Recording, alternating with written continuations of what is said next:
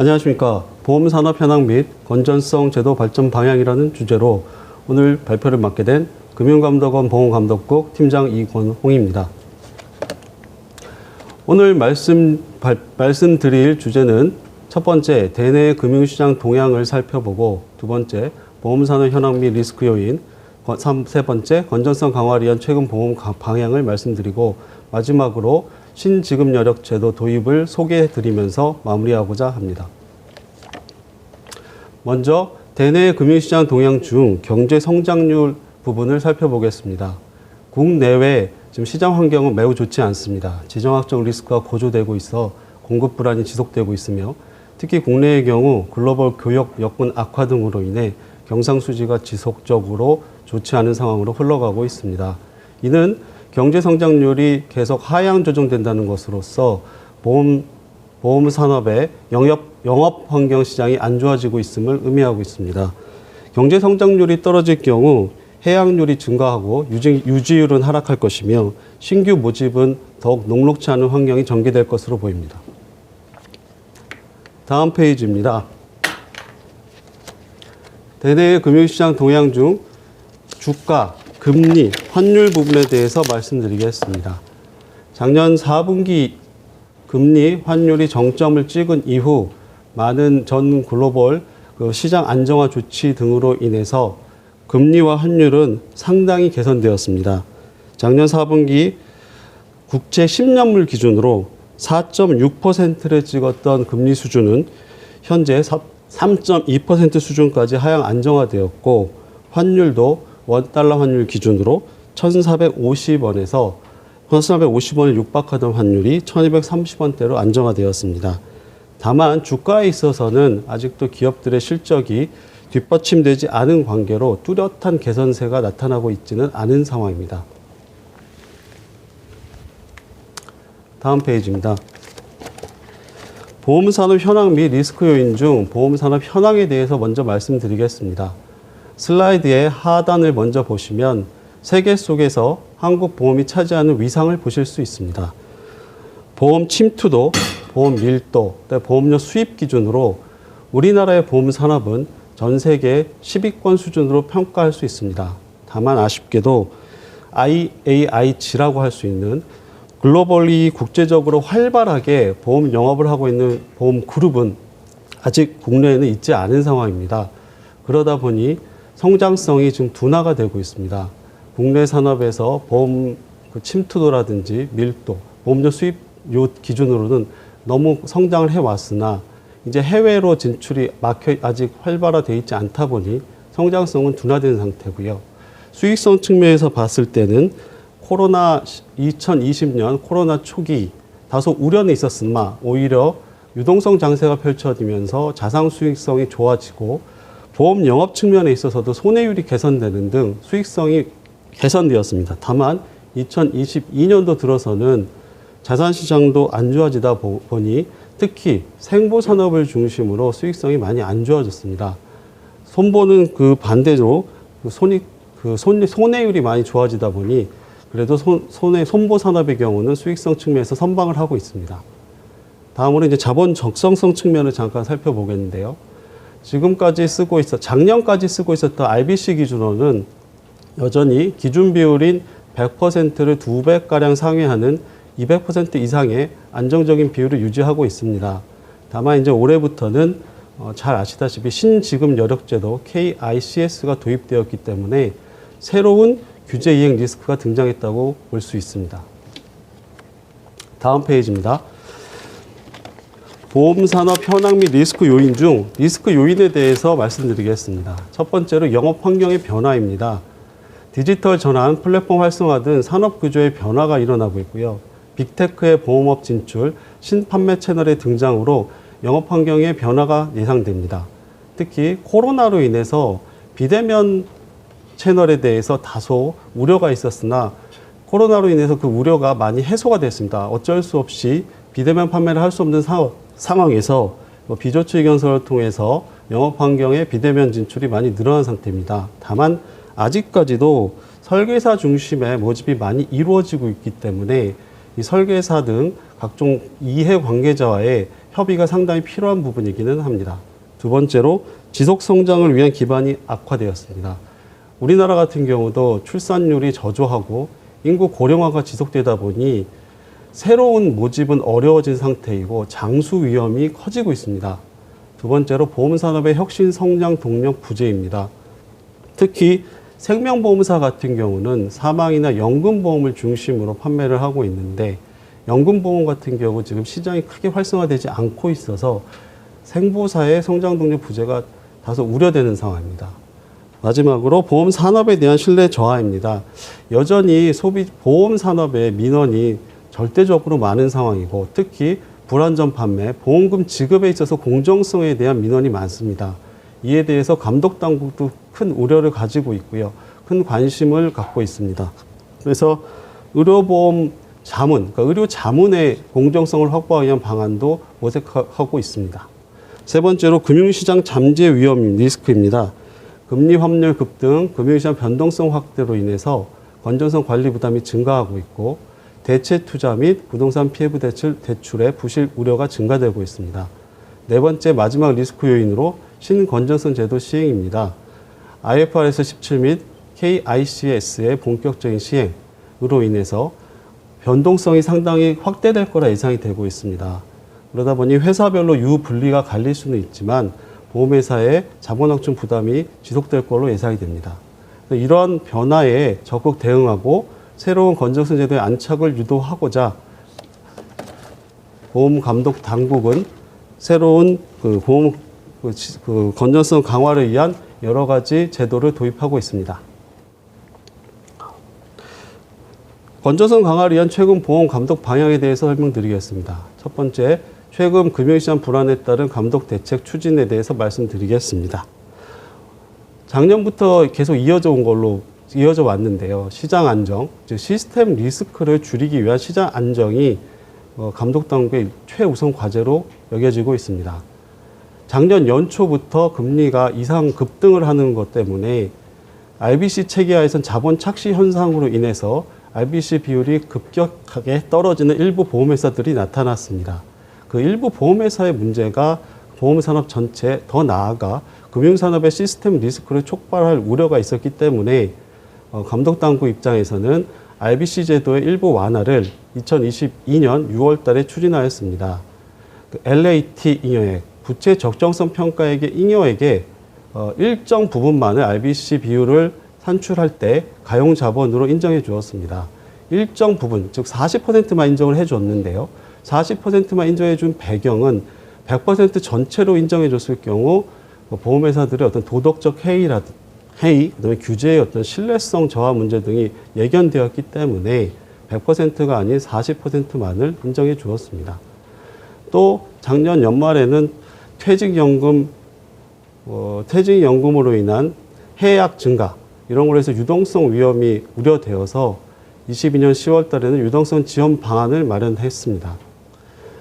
규정상에는 언급되어 있는 이제 당좌 차월 또는 RP 매도를 통한 차입을 명확한 유권 해석을 통해 허용해 줬고요. 이로 인해서 작년 연말 퇴직연금으로 인한 유동성 위기는 극복된 걸로 저희는 판단하고 있습니다. 다음 페이지입니다. 2022년 중 있었던 건전성 제도 개선 사항에 대해서 첫 번째 대체 투자 등 리스크 취약 부분 모니터링 강화, 두 번째 잠재 리스크 조기 포착을 통한 선제적 대응, 세 번째 건전성 감독 방안 개선 부분에 대해서 말씀드리겠습니다. 첫 번째로 대체 투자 등 리스크 취약 부분 모니터링 강화 부분에 대해 말씀드리겠습니다. 우선 21년도에 보험협회, 그다음에 업계들과 공동으로 마련한 대체 투자 모범 기준이 있습니다. 그래서 작년에는 대체 투자 모범 기준 이행 사항을 점검하였고요. 그 점검 결과 일부 미흡한 사항에 대해서는 해당 보험사에게 지도를 하였습니다. 두 번째, 해외 대체 투자 리스크 요인 등을 수치화한 위험지수 개발 추진입니다. 업계와 TF를 한 결과 업계에서의 애로사항이 특히 해외 대체 투자와 관련된 경우 일어나고 있는 사항을 실시간으로 모니터링하는 것이 너무 어렵다. 특히 자산평가 결과를 최소 3개월 또는 6개월 정도 늦게 받을 수 있기 때문에 적시 리스크 관리가 곤란하다는 애로사항이 있었습니다. 그래서 업계와 공동으로 TF를 구성하여 해외 대체 투자 리스크 요인을 현재 시점에서 평가할 수 있는 위험지수 개발을 추진하였습니다. 좀 더 구체적으로 말씀드리면 저희가 이제 히트맵이라고 부릅니다. 히트, 열을 의미하는데요. 저희가 이제 몸의 이제 건강 상태를 확인하기 위해서 몸의 어떤 사진을 찍어 봤을 때 몸에 이제 염증이나 몸에 안 좋은 부분이 있으면 거기서 열이 납니다. 그래서 열이 나는 경우는 이제 색깔이 좀 빨간색 이렇게 나타나는 부분에 착안해서 저희가 이제 지역, 투자 지역 및 대체 투자 상품별로 매트리스를 짜서 그 각각에 대해서 지표, 그러니까 리스크 또는 그 나라의 믿을 수 있는 상장 지수 등을 고려하여서 위험 지수를 개발하였고요. 그 부분에 대해서 이제 올해 중에는 시범 운영을 통해서 어느 정도 신뢰성을 확인해 보고 그거에 대해서 지속 개선해 나갈 생각입니다. 세 번째로 PF 대출 리스크 수준에 따른 상시 감시 차별화인데요. 보험 쪽이 PF 대출 익스포저 규모가 전 권역 중에 제일 많다 보니 PF 대출에 대한 리스크 관리를 엄격히 하고 있습니다.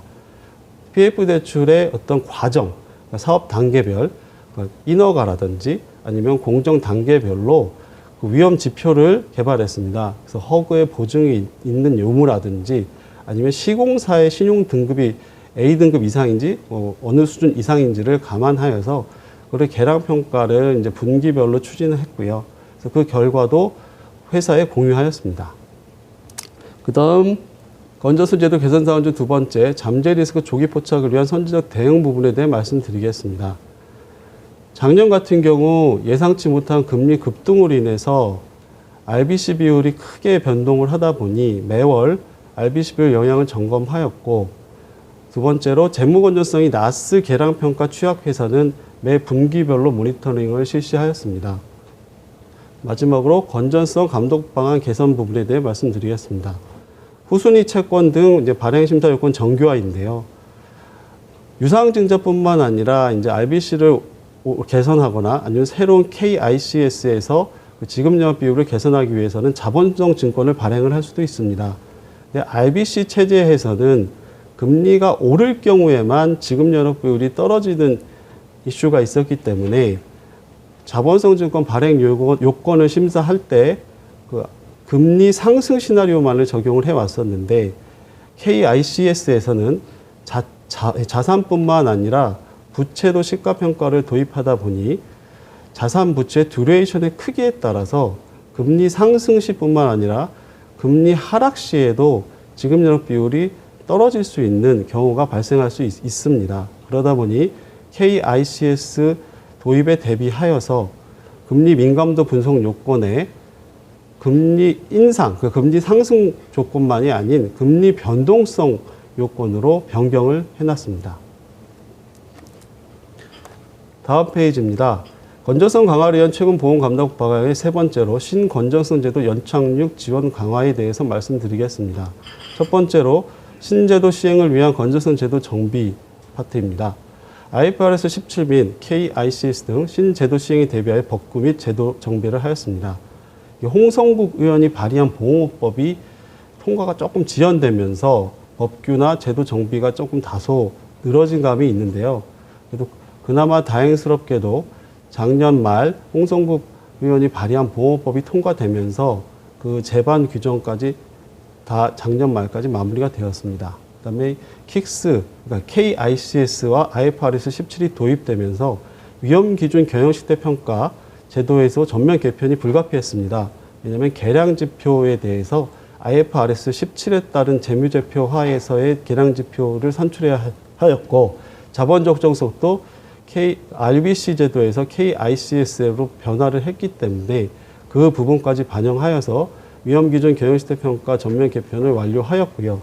현재 운영 매뉴얼도 최종 마무리 단계에 있어서 조만간 대외적으로 운영 매뉴얼도 공개될 예정입니다. 둘째로 신제도의 안정적 시행 지원입니다. 국제적 정합성에 맞는 KICS의 단계적 적용 방안 마련입니다. 자본적 생성 제도의 변화로 인해서 RBC에서는 우량하나 KICS를 적용했을 때는 적기 시용 조치에 해당될 수 있는 회사들도 나올 우려가 있었기 때문에 이거를 적용을 유예하는 방안을 마련하였습니다. 좀 더 구체적으로 말씀드리면 올해 3월 말 기준 RBC 비율이 100이 넘었으나 KICS 비율로는 100에 미달할 경우 바로 적기 시용 조치로 가는 것이 아니라 감독당국과 경영개선 협약을 맺고 분기별로 그 이행 실적을 감독당국이 점검하여서 그 분기 실적을 계속 이행하고 있을 경우에는 적기 시용 조치를 최대 10년간 연장하는 방안을 적용할 계획입니다. 두 번째로 실무협의체 운영을 통해서 업계와 지속적으로 소통하며 KICS 제도의 연착륙을 지원했고 실제로 저희가 컨설팅 검사도 나가서 현장에서도 저희가 지도를 한 바 있습니다. 그다음에 실무 적용에 있어서 어려움을 방지하고자 IFRS 17 보험 회계 및 KICS 제도 해설서도 발간하였습니다. 또 KICS 제도로 보험 부채 부분에 많은 변화가 예상되기 때문에 책임 준비금 적정성 제고를 위해서 IFRS 17에 부합하도록 준비금 검증 시스템 개편도 지금 추진 중에 있고요. 계리법인의 외부 검증 업무 실태 점검도 실시한 바 있습니다. 다음 페이지는 이제 신지급제도와 관련돼서 건전성 제도 주요 연역입니다. 처음으로 이제 99년도 그 IMF 이후에 IMF의 권고를 받아들여서 제가 솔벤시 1, 그 EU 방식의 지급여력 제도를 그때 최초로 도입을 했고요. 근데 솔벤시 1의 방법은 이제 측정이 간편하고 객관적이라는 장점은 있었으나 위험 측정의 정밀성이 떨어진다는 비난이 있어서 저희가 12년 후인 RBC 제도를 2011년에 RBC 제도를 본격 시행하게 됩니다. 근데 본격 시행을 하기에 앞서 2009년도부터 2009년 4월 1일부터 2011년 3월 31일까지 기존 솔벤시 1과 2년간 병행 운영을 통해서 안정적 정착을 유도했고요. 또 2011년부터 이제 12년 후인 2023년 1월 1일 KICS 제도가 이제 본격적으로 시행되게 됐습니다. 2009년에는 왜 4월 1일이었냐고 혹시 궁금증을 가질 수 있으실 것 같으셔서요. 2009년 때까지는 저희가 그 보험법 시행령상 장부 폐쇄일이 3월 말로 되어 있었습니다. 이제 그 후에 이제 보험법 시행령이 개정되면서 저희가 이제 12월 결산 법인으로 바뀌면서 이제 2023년에는 1월 1일부터 적용하는 걸로 알고 계시면 되실 것 같습니다. 다음 페이지입니다. 이제 신지급여력제도 도입 관련해서 간단히 소개 말씀드리고 마무리하고자 합니다. 기본적으로 제도의 도입의 기본 방향에 대해서 우선 말씀드리겠습니다. 큰 축은 국제적 정합성 제고, 그다음에 리스크 측정 정교화입니다. 국제적 정합성 제고는 저희도 그 IAIS라고 지금 스위스 바젤에 있는 국제보험 감독자 기구의 정회원으로 가입되어 있습니다. 글로벌리 영업하기를 위해서는 거기서 뭐 동등성 평가를 받아야 되고 저희가 피어 리뷰도 지속적으로 받고 있습니다. 그래서 상호 간의 어떤 건전성 제도의 동등성을 인정받기 위해서는 저희도 그 IAIS에서 마련한 자본 적정성 제도를 준수할 수밖에 없는 상황입니다. 그래서 IFRS 17과 일관성을 확보하고 ICS는 인슈런스 캐피털 스탠다드로 보험 자본 적정성에 대한 보험 핵심 준칙이라고 보시면 됩니다.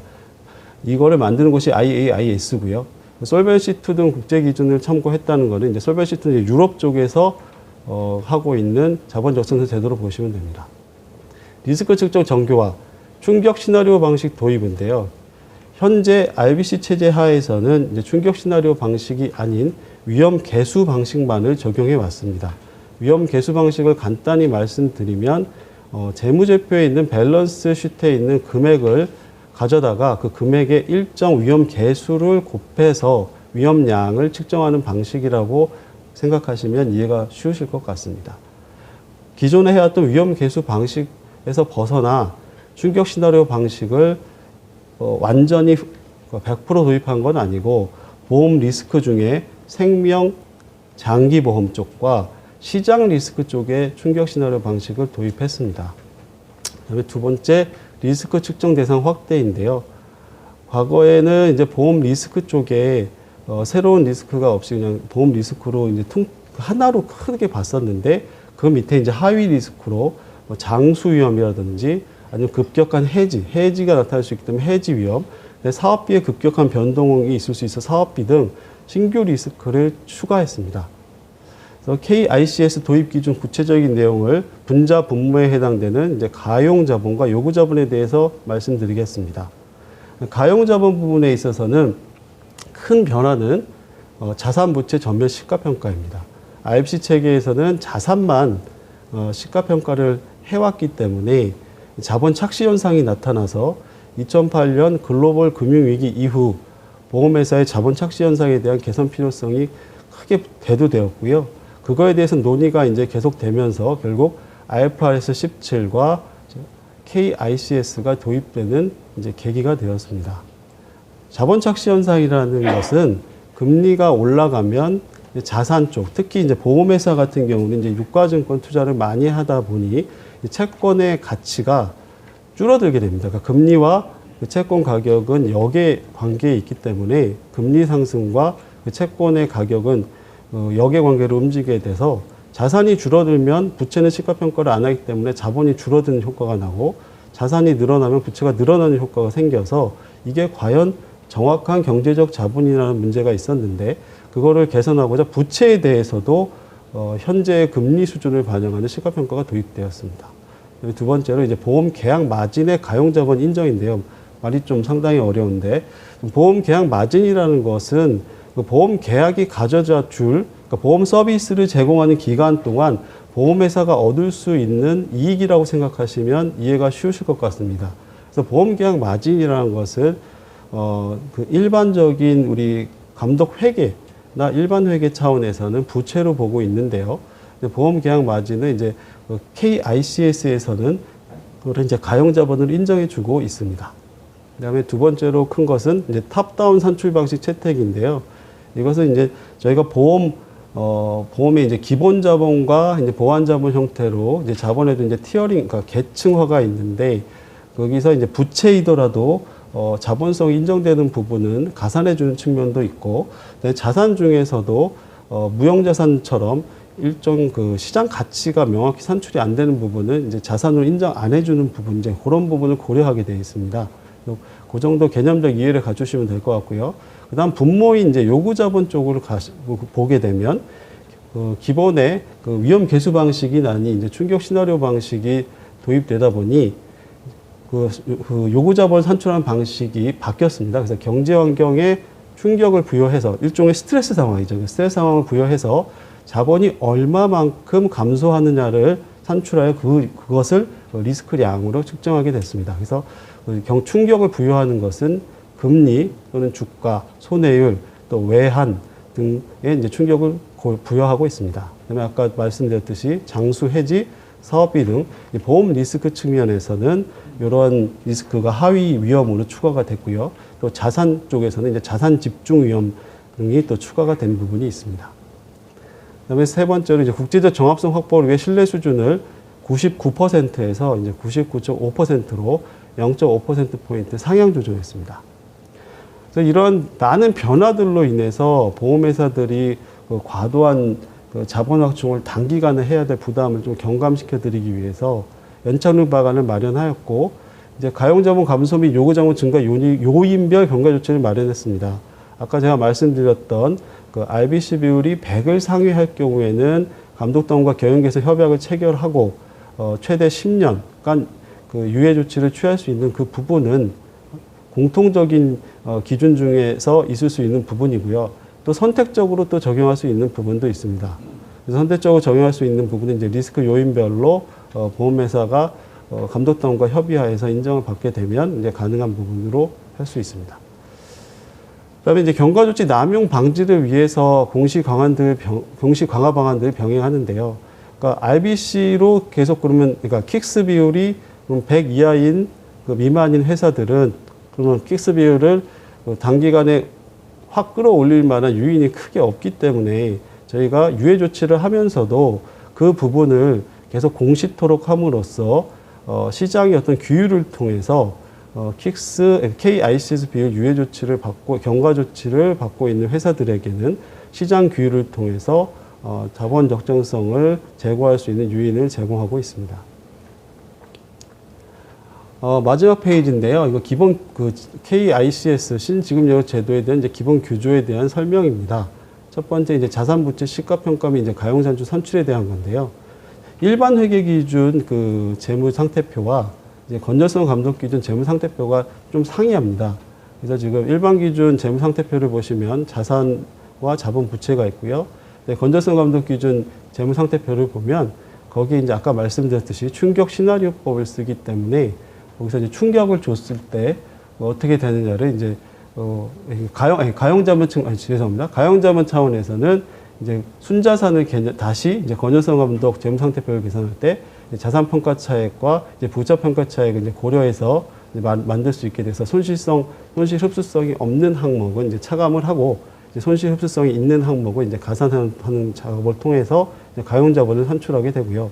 이제 분모인 요구자본 산출에서는 이제 건전성 감독 기준 재무 상태표에서 이제 충격 부여 전을 보시면 이제 순자산으로 되어 있는 것이 건전성 감독 기준 재무 상태표에서 충격 부여 후를 보게 되면 순자산이 이제 감소되게 되어 있습니다.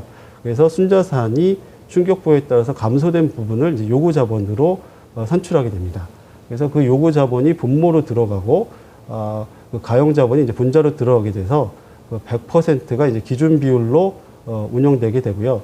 100% 미달 시에는 저희 감독 규정에 따라서 이제 적기 시정 조치를 부여할 수 있습니다.